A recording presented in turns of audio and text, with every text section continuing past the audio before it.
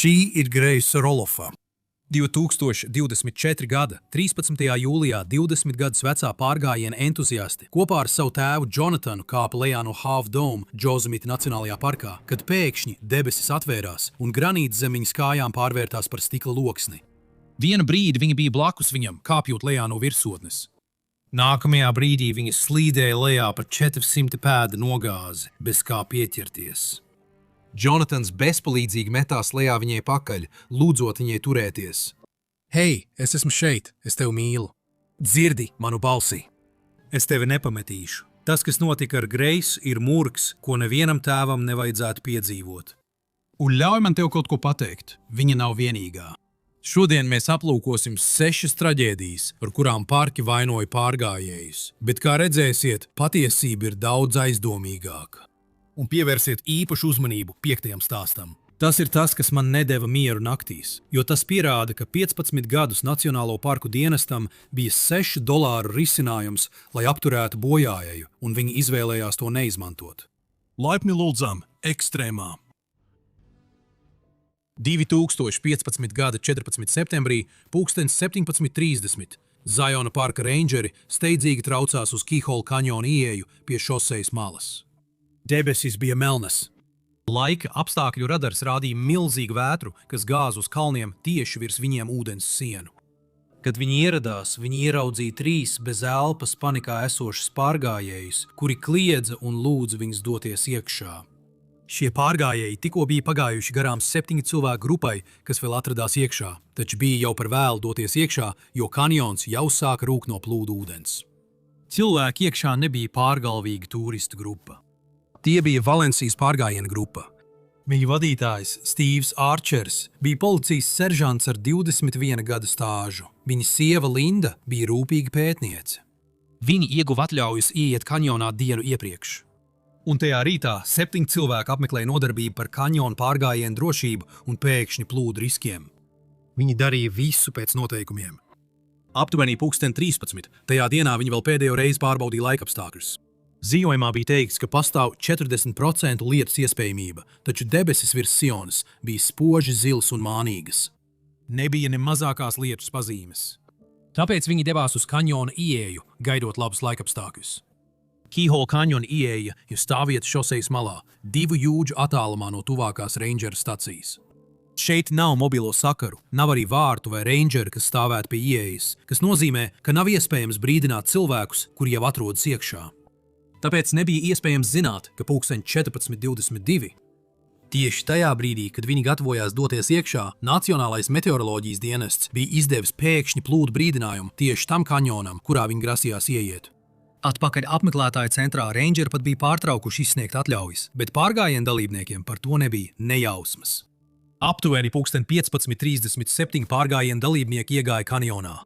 Keyhole Canjons būtībā ir tunels bez jumta. Šajā kanjonā nav iespējams uzkāpt augšā. Lai nokļūtu lejā pa stāvajiem kritumiem, viņiem bija jālaižas lejā ar virvēm. Tas vienkārši nozīmē, ka viņi piesēja virvi pie akmens un izmantoja to, lai noslīdētu lejā pa vertikālajām klintīm. Šādai pieredzējušai grupai šim vajadzēja būt jautram, ierastam pārgājienam, kurā viņi noslīd lejā pa dažām virvēm, nopeldas cauri dažiem ūdens baseiniem un iziet pa taku apakšā, lai atrastu savu automašīnu. Āķis ir tajā, ka šis kanjons ir vienvirziena durvis. Kad tu izmanto šo virvi, lai noslīdētu lejā pa 30 pēdu augstu klinti, tu pēc tam pavelc virvi sev līdzi, lai varētu to izmantot vēlreiz. Kad šī virve ir tavās rokās, siena aiz tevis kļūst par gludu, vertikālu klinti, kuru nav iespējams uzkāpt atpakaļ. Tu vairs nevari atgriezties. Tu esi apņēmies turpināt. Vienīgais veids, kā izkļūt no kalna, ir turpināt virzīties uz priekšu, līdz sasniedz galamērķi. Un tajā dienā gala nebija. Pēc stundas un 16 minūtēm pēkšņie plūdi, kur dēļ parka uzraugi bija slēguši kanjonu, pārvērta kanjonu par vannu bez izejas punkta. Tikai 15 minūšu laikā ūdens plūsma caur šo kanjonu no mierīgas tērcītes, pa kur varēja brist, pārvērtās par niknu straumi, kas bija pietiekami spēcīga, lai pārvietotu milzu akmeņus. Savā augstākajā punktā upe plūda 48 reizes ātrāk nekā tad, kad viņi nolaidās lejā. Un tā nebija tikai ūdens masa. Tā bija dubļu, akmeņu un koku siena, kas visa brāzās cauri tik šaurai vietai kā gaitenis. Kad ūdens beidzot noplaka, meklēšanas komandas iegāja kanjonā un ieraudzīja pilnīgas iznīcības ainu. Kanjona sienas bija pilnībā notīrītas plūdu spēka dēļ. Šaurākajās plaisas vietās viņi atrada grupas ekipējumu un mugursomas, saplosītas gabalos un sapinušās koku zaros 6 metrus virs zemes.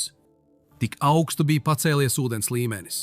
Nākamo 4 dienu laikā 60 meklētāji pavadīja vairāk nekā 1000 stundas meklējot viņus. Lielākā daļa no viņiem vairs pat nebija kanjonā. Ūdens bija tik spēcīgs, ka tas viņus aiznesa jūdzes tālu, cauri klintīm un ārā atklātajā upē. Pēdējo ķermeni, kas piederēja Lindai Artūrai, atrada 5 jūdzes lejupes traumi. Neviens no grupas neizdzīvoja. Šī ir pēdējā fotogrāfija, kas mums no viņiem ir. Tā tika uzņemta kanjona augšā tieši pirms viņi sāka kāpienu lejup. Kad ģimenes un žurnālisti vēlāk jautāja Nacionālo parku dienestam, kāpēc pie šī takas sākuma nebija izvietots neviens rangers, lai pēc brīdinājuma viņus fiziski apturētu, NPD darīja to, ko iestādes prot vislabāk. Viņi paziņoja par izmeklēšanas uzsākšanu. Viņi izveidoja izvērtēšanas komisiju.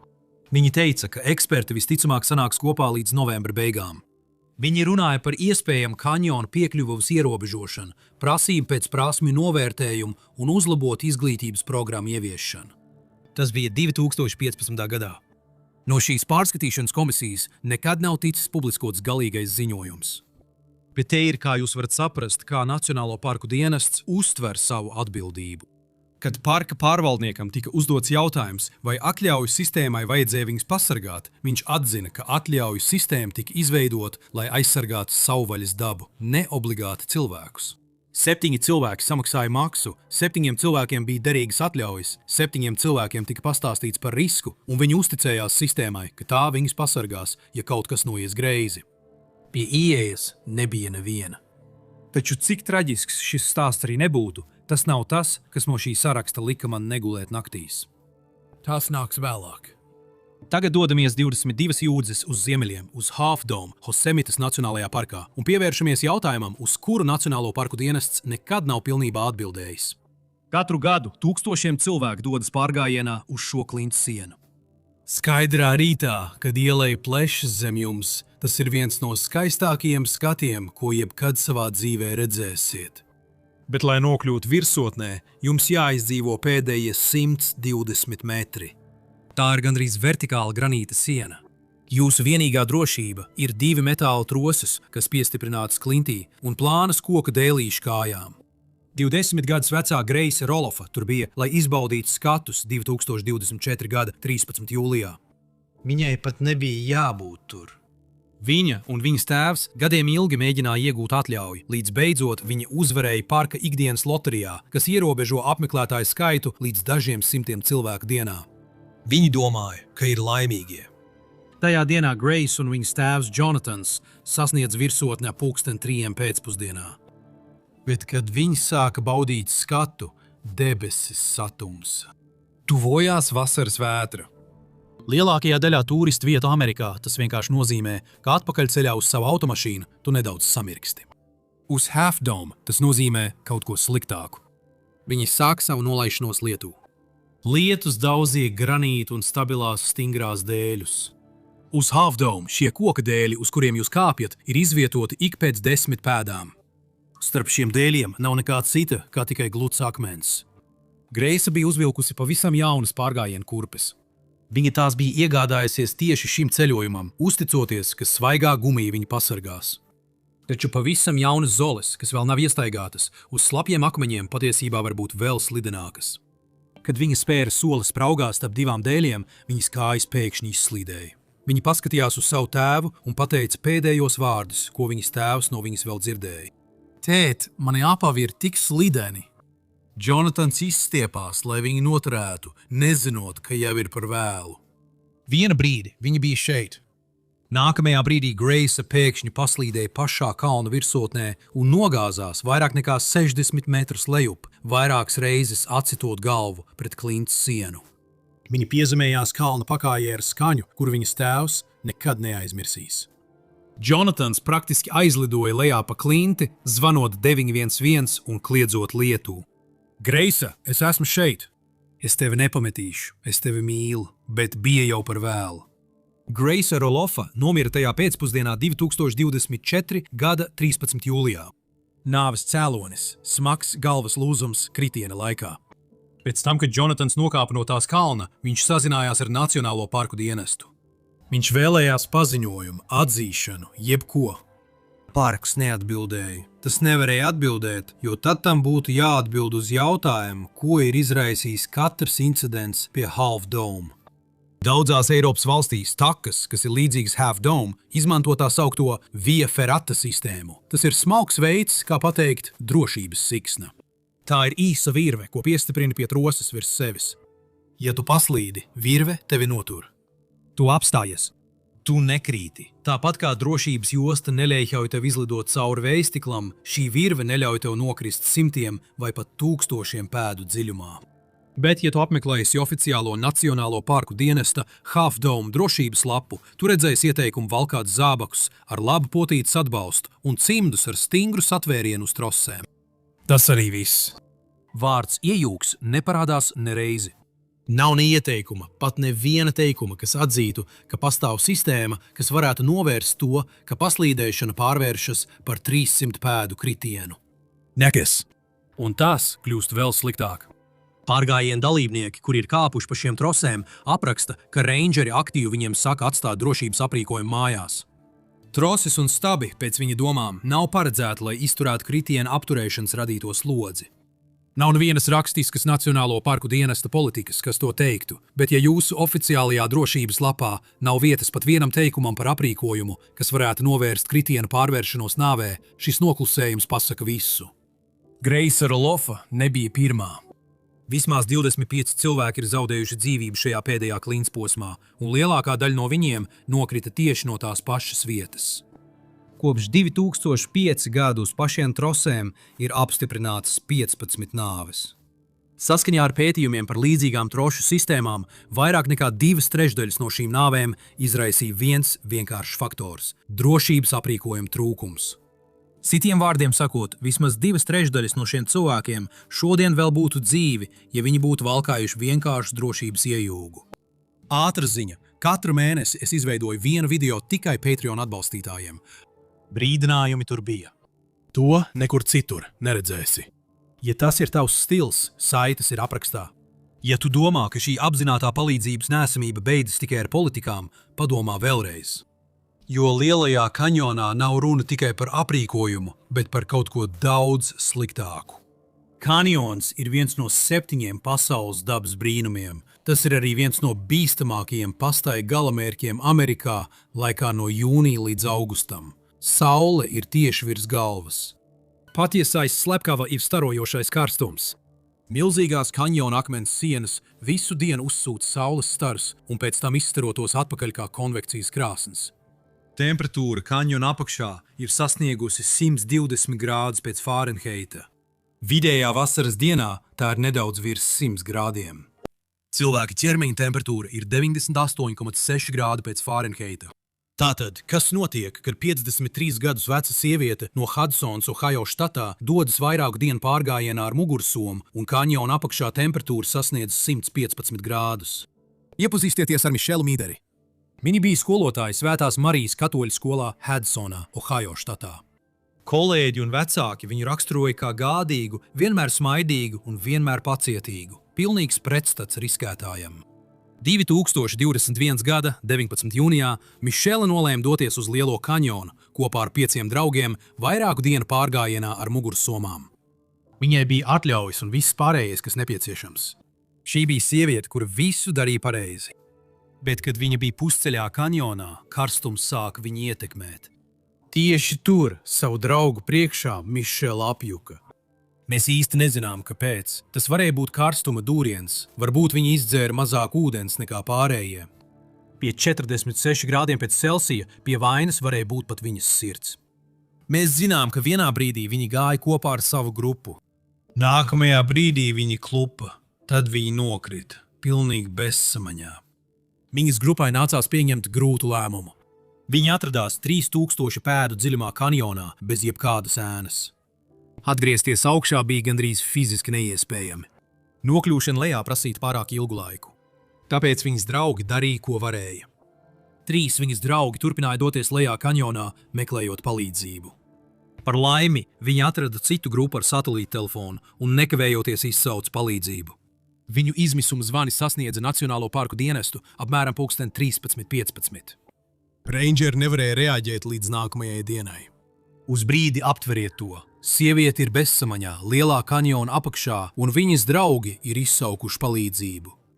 Un aģentūra, kas ir atbildīga par šo kanjonu, tā, kas iekasēja ieejas maksu, izsniedz atļaujas un pārvalda katru šī takas centimetru, nevarēja pie viņas nokļūt gandrīz 24 stundas. Kad palīdzība ieradās, jau bija par vēlu. Mišela Roza Mehtere tika oficiāli atzīta par mirušu 2021. gada 20. jūnijā. Un šeit apakšā ir tas, ko Nacionālā parku pārvalde iekļāva savā preses relīzē pēc viņas nāves. Ņemiet vērā, ka Nacionālā parku pārvaldes centieni palīdzēt pārgājējiem vasaras mēnešos var aizkavēties ierobežot personāla, glābšanas izsaukumu skaita, darbinieku drošības prasību un ierobežotām helikopteru lidojumu iespējām ārkārtēji karstuma periodos dēļ. Šīs paragrāfs ir politika, kas tiek uzrakstīta un izplatīta pēc katrām bērēm. Tā pastāv tāpēc, ka Lielā kanjona visa preventīvās meklēšanas un glābšanas komanda sastāv tikai no 7 sezonas rangeriem un 1 pilna laika uzrauga. Kanjona gadā apmeklē vairāk nekā 6 miljoni cilvēku. Pie velna, tas ir 1 rangers uz katriem 850 000 apmeklētājiem. Un vai parks jebkad ir slēdzis taku ārkārtēji karstuma laikā? Nacionālo parku pārvaldes pārstāvjiem reiz tika uzdots tieši šāds jautājums. Viņas atbilde bija, tas būtu liels trieciens mūsu komerciālajiem operatoriem šeit, parkā. Commercially operatory. Mišelai Mīderei vajadzēja 1 rangeru, 1 helikopteru, 1 reakciju pirms krēslas iestāšanās. Tas, ko viņa saņēma, bija iepriekš sagatavots teksts no sistēmas, kas viņa būtībā izcepa 115 grādu svelmē, jo vairāk resursu nosūtīšana viņas glābšanai vienkārši nebija izdevīga biznesam. Un, lai gan palīdzība noteikti būtu novērsusi dažas traģēdijas, dažas ir pilnīgi nepieejams un, diemžēl, pilnīgi izvairāmas. Jo, ja jūs 2016. gada 7. jūnijā būtu paskatījies uz Norisa geizeru baseinu Yellowstones Nacionālajā parkā, jūsu žoklis gandrīz būtu nokritis no tā, ko jūs redzētu. Jūs būtu redzējis 2 jauniešus, kuri apzināti ielavījās aizliegtā termālajā zonā, kur zeme zem viņiem bija tik plāna kā cepums virs vāroša ūdens. Jūs būtu redzējis, kā viņi apstājas pie neliela pelēka baseina malas, kas burbuļo un šņāc, tik duļķains, ka gandrīz nevar redzēt pat colu zem virsmas. Un jūs būtu redzējis, kā viens no viņiem pietupjas, lai apskatītu tuvāk. Šī cilvēka vārds bija Collins Scotts. Viņam bija 23 gadi, un viņš bija izcils psiholoģijas absolvents no Klusā okeāna universitātes Oregonā. Viņam bija paredzēts sākt doktora programmu tajā rudenī. Viņš un viņa māsa Seibla ir ceļojumā pēc absolvēšanas un noskaņot uz nelielu piedzīvojumu. Tāpēc viņi devās uz Yellowstone, meklējot vietu, kur iekāpt un pamērcēties. Taču Yellowstone nav spā. Tā ir vulkāniska teritorija. Ūdeņi ir karsti, skābi un bieži sasniedz temperatūru, ko nevar izmērīt neviens termometrs. Un atšķirībā no dažiem parkiem, kur robežas ir tikai ieteikumi, Yellowstone ļoti skaidri norāda, ka ar šiem ūdeņiem nedrīkst rotaļāties. Pie lapras koka laipas izējas ir izvietotas zīmes un federālie noteikumi, kas skaidri aizliedz apmeklētājiem pamest taku. Aptuveni 13:30 tajā pēcpusdienā Collins un Seibla tās izlasīja un tomēr devās tālāk. Abi devās 225 jardus dziļi, karstākajā un visnestabilākajā termālajā zonā Yellowstonā, Norisas geizera baseinā. Visa šī teritorija bija ierobežota un apmeklētājiem stingri aizliegta. Collins bija uzvilcis iešļūcenes. Viņš nometās ceļos pie neliela termālā skābā ūdens baseina malas, kas bija apmēram 2 metrus garš un 3 metrus dziļš, lai pārbaudītu temperatūru. Zeme bija slidena, mitra grants. Dažu sekundžu laikā viņš paslīdēja un iekrita baseinā, un uzreiz viņam iestājās šoks. Pie šādas temperatūras cilvēka āda sāk sadalīties dažu sekundžu laikā. Ūdens temperatūra baseinā tika reģistrēta kā 212 grādi pēc Fārenheita, kas ir maksimālā temperatūra, ko termometrs spēja uzrādīt. Faktiskā temperatūra varēja būt vēl augstāka. Seibla nekavējoties mēģināja viņu izvilkt un pati guva nelielas traumas. Viņi neko citu nevarēja darīt, tāpēc skrēja atpakaļ uz tuvāko mežsarga posteni pēc palīdzības. Bet, kad tajā vakarā ieradās meklēšanas un glābšanas komanda, viņi virspusē varēja redzēt tikai dažas Kolina ķermeņa daļas un krusta kaklarotu, kas gulēja uz viņas sejas. Viņš bija pilnībā pazudis. Pēc vairākām stundām, mēģinot atgūt viņa ķermeni, mežsargi padevās līdz nākamajai dienai. Termālā zeme ap baseinu bija pārāk nestabila, un tumsa strauji iestājās. Kad viņi nākamajā rītā 8:00 atgriezās, nekas nebija palicis pāri. Karstums un skābe bija viņu pilnībā izšķīdskīdinājuši pa nakti. Viņa maks un 2 izkusušas iešļūcenes bija vienīgās lietas, kas tika atrastas. Tagad man ir jautājums, par kuru vēlētos, lai jūs padomājat. Yellowstones Nacionālais parks 2023. gadā izdeva vairāk nekā 63,000 brīdinājumu par taku pārkāpumiem, bet tikai nelielā daļā gadījumu šie noteikumi tiešām tika piemēroti. Cilvēki katru dienu ignorē zīmes un paliek nesodīti. Vai parkam ir kāda atbildība par atšķirību starp noteikumiem, ko viņi publicē, un noteikumiem, kuru ievērošanu viņi patiešām var panākt? Oficiālā Nacionālā parku dienesta politika nosaka, ka galu galā apmeklētāji ir atbildīgi par savu drošību. Kolins to uzzināja uz savas ādas. Vai stingra parka noteikumu piemērošana ir noderīga vai kaitīga, es atstāšu jums izlemt. To, ko es zinu, ir tas, ka Angels Landingā, Zions Nacionālajā parkā, ir milzīga problēma, kurai nav nekāda sakara ar kādu kāpēju spītību. Šī 457 metrus augstā smilšakmens smaile, kas paceļās tieši no kanjona grīdas, ir viens no slavenākajiem pārgājieniem Amerikā, un skaidrā dienā tā patiešām ir viena no iespaidīgākajām vietām, kur cilvēks var atrasties. 2007. gada 8. jūnijā Berijs Goldsteins bija šeit, lai abrīnotu vienu no izcilākajiem Amerikas pārgājienu maršrutiem. Berijs 53 gadu vecumā bija anesteziologs, kurš bija apsēsts ar kāpšanu. Viena no viņa lielākajām dzīves priekām bija sajust fizisko aktivitāšu enerģiju. Un viena no viņa lielākajām bailēm bija diena, kad viņš fiziski vairs nespēs to darīt. Tajā dienā Bārijs bija sasniedzis virsotni un kopā ar ģimeni devās lejup pa taku, kad tas notika. Vienā brīdī viņš priecīgi devās uz priekšu. Nākamajā brīdī viņš neizskaidrojami nokrita 1000 pēdu dziļumā kanjonā. Aku liecinieks, kurš redzēja, kā viņš nokrīt, teica, ka tas bija stāvs kraujas kritiens. Kad viņš nokrita, otrās iespējas nebija. Pēc Berija nāves parks uz īsu brīdi slēdza eņģeļa piezemēšanās taku, bet tajā pašā pēcpusdienā to atkal atvēra. Un nākamos 15 gadus nāves gadījumi turpinājās. Vien no 2017 līdz 2021 gadam šajā vienā takā 5 cilvēki nokrita un gāja bojā. 2022. gada aprīlī Ziona beidzot ieviesa atļauju sistēmu. Oficiāli viņi teica, ka tas ir, lai samazinātu sastrēgumus.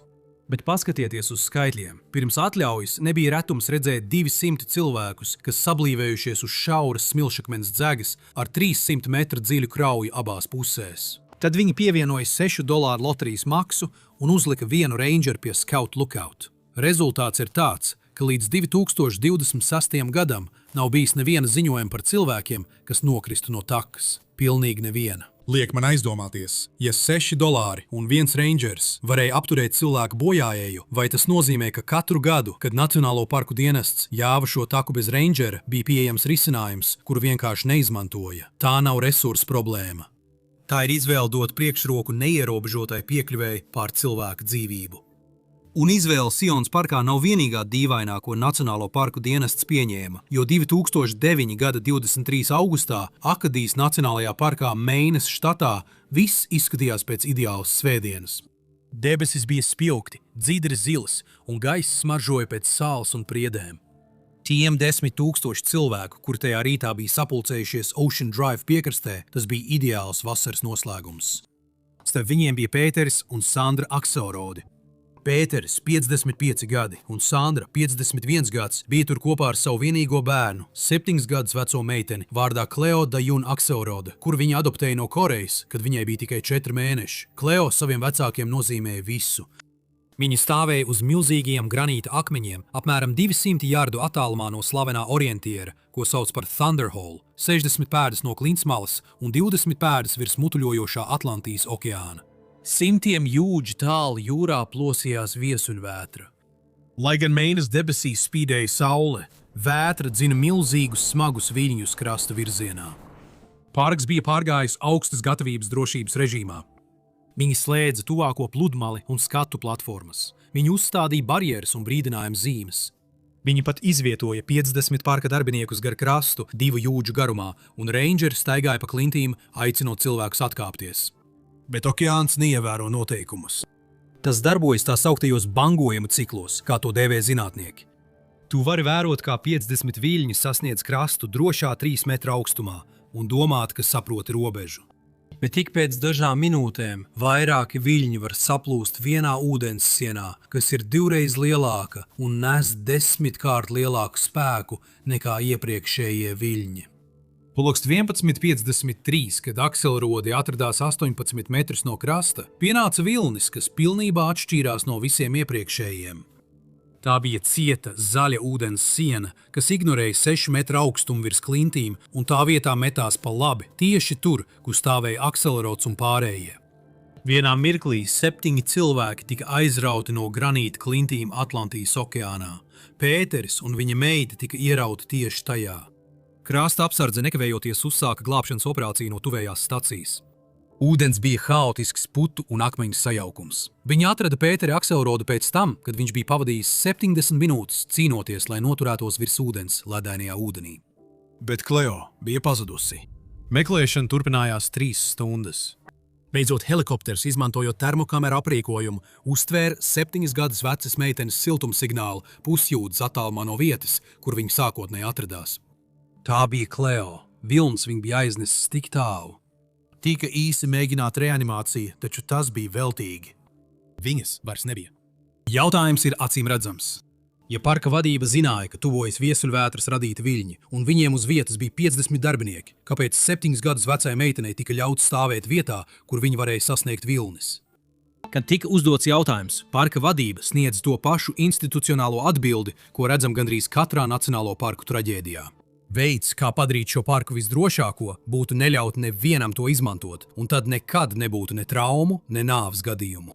Citiem vārdiem sakot, mēs jūs brīdinājām, un tiklīdz esam atzīmējuši šo rūtiņu, atbildība vairs nav mūsu ziņā. Tas ir galīgais institucionālais attaisnojums. Nacionālo parku dienesta skatījumā viņa pienākums beidzas pie zīmes malas. Kur tas beidzās? Kurā brīdī samaksātā maksa un saņemtā atļauja rada pienākumu, kas pārsniedz brīdinājumu zīmi un preses relīzi? Man nav skaidrs atbildes uz to, vai tev ir? Paziņo man komentāros, bet parku dienesti nevienmēr ir vainīgi. Šī brīvās solo kāpšanas leģenda 30 gadus kāpa bez virves. Kādu dienu viņš nolēma ignorēt vienīgo signālu, ko viņa ķermenis izmisīgi sūta. Šis ir biedējošais stāsts par Džona Bakara pēdējām minūtēm.